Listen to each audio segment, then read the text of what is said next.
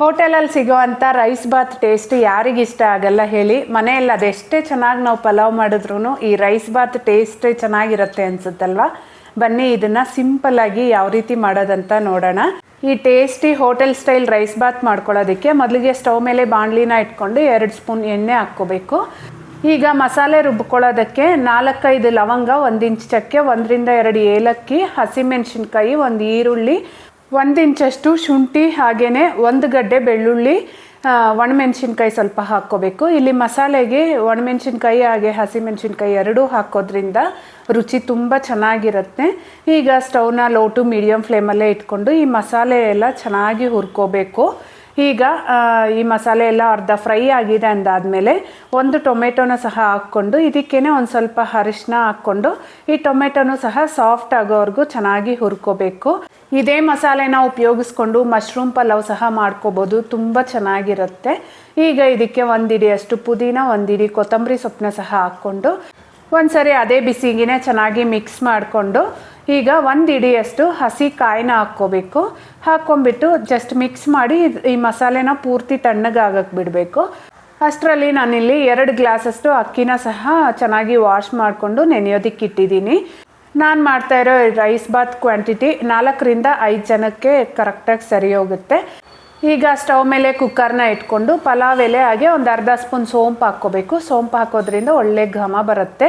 ಈಗ ಸಣ್ಣದಾಗಿ ಉದ್ದುದಕ್ಕೆ ಹೆಚ್ಚಿರೋ ಅಂಥ 1 ಈರುಳ್ಳಿನ ಸಹ ಹಾಕ್ಕೊಂಡು ಈರುಳ್ಳಿ ಚೆನ್ನಾಗಿ ಸಾಫ್ಟ್ ಆಗೋವರೆಗೂ ಫ್ರೈ ಮಾಡ್ಕೊಂಡಾದ್ಮೇಲೆ ನೆನೆಸಿಟ್ಕೊಂಡಿರೋ ಅಂಥ ಬಟಾಣಿನ ಸಹ ಸೇರಿಸ್ಕೊತಾ ಇದ್ದೀನಿ.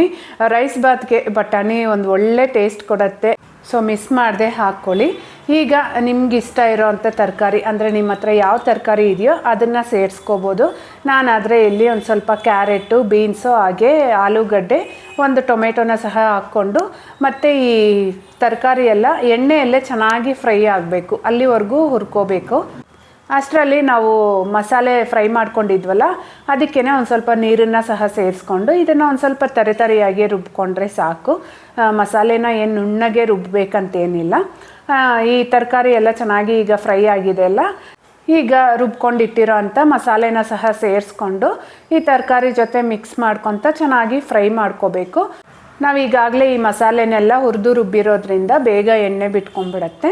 ಈ ರೀತಿ ಎಣ್ಣೆ ಬಿಟ್ಕೊತಿದೆ ಅನ್ನೋವಾಗ 2 ಗ್ಲಾಸ್ ಅಕ್ಕಿಗೆ 4 ಗ್ಲಾಸಷ್ಟು ನೀರನ್ನು ಹಾಕ್ಕೊಂಡು ಈ ಟೈಮಲ್ಲೇ ರುಚಿಗೆ ಬೇಕಾಗಿರೋಷ್ಟು ಉಪ್ಪನ್ನ ಸಹ ಸೇರಿಸ್ಕೊಂಡು ಇದನ್ನು ಚೆನ್ನಾಗಿ ಮಿಕ್ಸ್ ಮಾಡಿಕೊಂಡು ನೀರನ್ನ ಕುದಿಯೋದಕ್ಕೆ ಇಡಬೇಕು. ಯಾರೆಲ್ಲ ಇನ್ನೂ ಸಬ್ಸ್ಕ್ರೈಬ್ ಮಾಡ್ಕೊಂಡೆ ನೋಡ್ತಾ ಇದ್ದೀರೋ ಪ್ಲೀಸ್ ಚಾನೆಲ್ನ ಸಬ್ಸ್ಕ್ರೈಬ್ ಮಾಡ್ಕೊಳ್ಳಿ. ಹಾಗೆ ವಿಡಿಯೋ ಏನಾದರೂ ಸ್ವಲ್ಪನಾದರೂ ಇಷ್ಟ ಯೂಸ್ಫುಲ್ ಅನಿಸಿದ್ರೆ ಒಂದು ಲೈಕ್ ಮಾಡೋದನ್ನು ಮರಿಬೇಡಿ. ಈಗ ನೀರು ಚೆನ್ನಾಗಿ ಕುದೀತಾ ಇದೆ ಅಲ್ವಾ, ನಾನು ನೆನೆಸಿಟ್ಟಿರೋ ಅಂಥ ರೈಸನ್ನು ಸಹ ಹಾಕ್ಕೊಂಡು ಮತ್ತೆ ನೀರು ಚೆನ್ನಾಗಿ ಕುದಿ ಬರಬೇಕು. ನೀರು ಚೆನ್ನಾಗಿ ಮತ್ತೆ ಕುದಿಯೋವಾಗ ಕುಕ್ಕರ್ ಮುಚ್ಕೊಂಡ್ರೆ ರೈಸ್ ಸಪ್ರೇಟು ಮಸಾಲೆ ಸಪ್ರೇಟ್ ಇಲ್ದಿರ ಎಲ್ಲ ಚೆನ್ನಾಗಿ ಹೊಂದ್ಕೊಂಡು ಬೆಂದಿರುತ್ತೆ. ಈಗ 1-2 ವಿಷಲ್ ಕೂಗಿಸ್ಕೊಂಡಾದ್ಮೇಲೆ ಕುಕ್ಕರ್ನ ಪೂರ್ತಿ ತಣ್ಣಗಾದ್ಮೇಲೆ ಓಪನ್ ಮಾಡ್ತಾಯಿದ್ದೀನಿ. ಎಷ್ಟು ಘಮ ಬರ್ತಾ ಇದೆ ಅಂದರೆ ಮನೆಯೆಲ್ಲ ಘಮ ಘಮ ಅಂತ ಇದೆ.